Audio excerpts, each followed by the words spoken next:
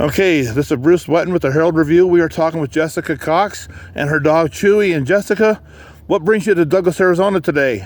Well, I am here because I was invited by Dave Nevins to come out and speak to some of the children, encourage them as the first armless pilot, and also being from Cochise County, born and raised. It was something that I wanted to do to encourage these kids that anything is possible. If I fly a plane without arms, then there's no telling what they can achieve. And if they want to become pilots, I want to encourage them. How did you begin this adventure? I was terrified of flying. Actually, as a kid, I tell the story about being on the Carmichael Elementary playground, being angry about the limitations of not having arms and dreaming of flying over the playground. And that planted the seed, so I had to overcome my fear of losing contact with the ground. And I went and became a pilot after college at the University of Arizona. So I decided to pursue flight training to conquer the fear. And here we are 15 years later, and I'm the world's first armless pilot. So how do you fly a plane being armless? Well, that's a very good question, and I have to kick off my shoes for one. Out here I have my tennies on because it's all dusty, but I normally fly barefoot. I'm sure you do. I kick my shoes off the moment I get the chance, grab a hold of the controls between the toes of my right foot and the toes of my left foot, and that's how I'm certified to fly an unmodified airplane. And what was it like learning that process with your feet, mind you, let alone with your hands?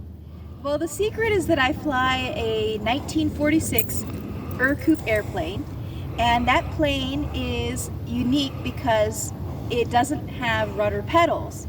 The rudders are interconnected with the ailerons, which I know for a non-pilot that may be confusing, but it basically means you can fly it with two limbs. So for me, with my 2 feet, I'm able to fly that safely, and it took many hours, many takeoffs and landings, but I finally was able to fly that thing, and it was the most incredible feeling. You've had books written about you, you've had movies made about you. What's it like being a celebrity of sorts in this industry? Being a pilot and being a celebrity pilot in this industry of aviation, it's truly a blessing because it's such a wonderful way to get the word out that disability does not mean inability, that everyone has some kind of challenge and obstacle. And the aviation community is one in which, if you want to fly, there's so much encouragement. The community of aviators, pilots, instructors, they're there to support you, and that's what's the most incredible thing about this community, is that we will encourage all those who are interested in flying. This is not your first time in Douglas, is it? This is actually my very first time at the Douglas Airport, which I understand is the first in the country, correct? Okay, so this is your first time. I thought you had been here before.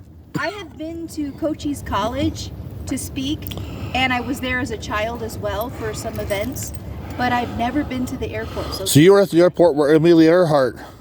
Amelia Earhart, part of the Powder Puff. She landed here, and I know she didn't win that Powder Puff, but this is part of history right here at Douglas Airport. So your message today to the youth, what is it going to be?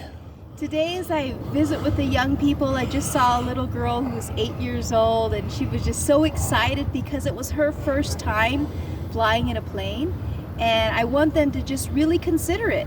Aviation is for everyone and anyone who's interested, and I think that that's what's wonderful about today. It's not just giving the kids a flight, but also telling them that it is very possible for them to become a pilot if they so choose. Well, thank you for being here today. Yeah, glad to be here. Thank you, Bruce.